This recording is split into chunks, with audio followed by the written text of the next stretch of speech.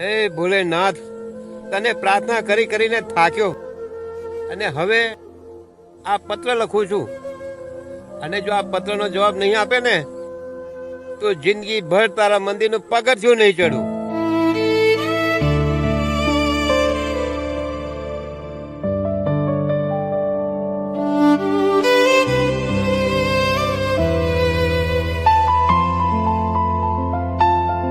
બેટા સ્કૂલે જઉં છું.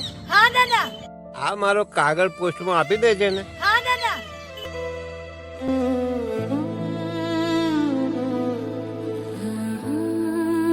લો આ કાગળ.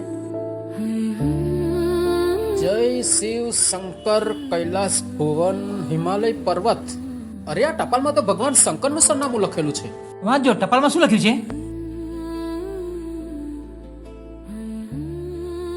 પરમ કૃપાળુ પરમાત્મા, જય શિવ શંકર. મેં ઘણા વર્ષોથી તમારી ભક્તિ કરી. તારી પાસે મેં ક્યારેય કશું માંગ્યું નહીં, અને હવે છેલ્લા 2 દિવસથી તારી પાસે 2000 રૂપિયા માંગુ છું. તે પણ તે મને આપ્યા નહીં. હું ઘણી મુશ્કેલીમાં છું. જો મને 2000 રૂપિયા નહીં આપો ને તો હું આત્મહત્યા કરી લઈશ. મને શ્રદ્ધા છે કે તમે જરૂર મોકલશો. લિખિતન તમારો ભક્ત. કનુ ભગત? આ એ જ કનુ ભગત નહીં જે શિવજીના મંદિરે દરરોજ બેસી રહે છે?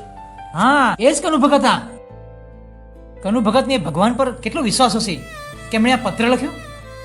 લાગે છે કાકા બહુ મુશ્કેલીમાં હશે. આપણે એમને મદદ કરવી જોઈએ. એ કાકાને આપણે મદદ નહીં કરીએ, કદાચ આત્મહત્યા કરી લે તો? અને જો કદાચ આત્મહત્યા નહીં કરે ને તો પણ ભગવાન પરથી તો ભરોસો ઉઠી જશે ને. હા, ચાલો જોજો. તારી પાસે અત્યારે કેટલા છે? મારી પાસે તો 500 જ છે. મારી પાસે પણ ફક્ત 500 જ છે. ચલો કઈ વાંધો નહીં. 1000 રૂપિયા એમને મળશે તો એમનું અડધું કામ તો નીકળી જશે ને. હા. ચલો. ઓ છોકરા, અલ્યા ભાઈ, આ કનુ ભગત જે મંદિરે બેસી રહે છે ને એ અત્યારે મંદિરે દેખાતા નથી, તો એમનું ઘર ક્યાં આવી?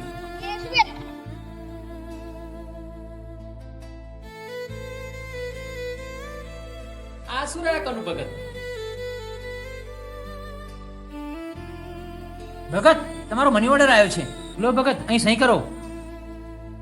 હા, લાગે છે ભગવાન શંકરે જ 2000 રૂપિયા મોકલ્યા છે.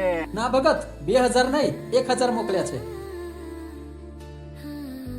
મને ભગવાન શંકર પર વિશ્વાસ છે. એને તો પૂરા 2000 મોકલ્યા હશે. પણ સાલા ગધેડાઓ, તમે મારા 1000 રૂપિયા ખાઈ ગયા.